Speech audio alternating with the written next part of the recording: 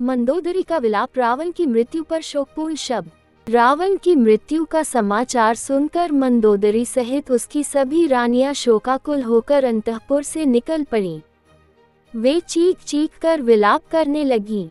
हाँ आर्यपुत्र, हाँ नाथ, पुकारते हुए वे कटी हुई लताओं की भांति रावण के मृत शरीर पर गिरकर हाहाकार करने लगी। हाय!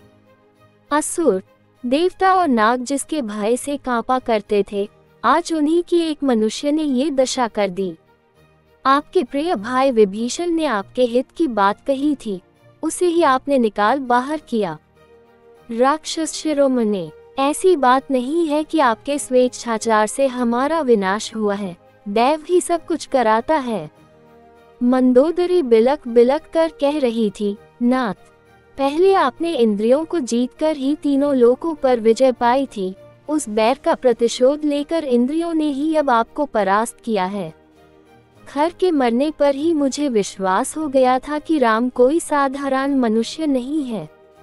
मैंने बारंबार आपसे कहा था रघुनाथ जी से बैर विरोध न ले, किंतु आप नहीं माने। उसी का आज ये फल मिला है।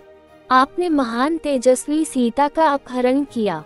वे संसार की महानतम पतिव्रता नारी हैं। उनका अपहरण करते समय ही आप जलकर भस्म नहीं हो गए, यही महान आश्चर्य है। आज वही सीता आपकी मृत्यु का कारण बन गई। हाय स्वामी, आपकी मृत्यु कैसे हो गई? आप तो मृत्यु की भी मृत्यु थे, फिर स्वयं ही मृत्यु के अधीन कैसे हो गए? महाराज, पतिव्रता के आंसू इस पृथ्वी पर व्यर्थ नहीं गिरते, ये कहावत आपके साथ ठीक ठीक घटी है। आपने युद्ध में कभी कायरता नहीं दिखाई, परंतु सीता का हरण करते समय आपने कायरता का ही परिचय दिया था। मैं शोक से पीड़ित हो रही हूँ और आप मुझे सांत्वना भी नहीं दे रहे। आज आपका वह प्रेम कहाँ गया? इन शोकविह्वल रानियों को देखकर श्रीराम ने विभीषण से कहा, हे विभीषण, इन्हें धैर्य बंधाओ और अपने भाई का अंतिम संस्कार करो। श्री राम की आज्ञा पाकर विभीषण ने माल्यवान के साथ मिलकर दाह संस्कार की तैयारी की।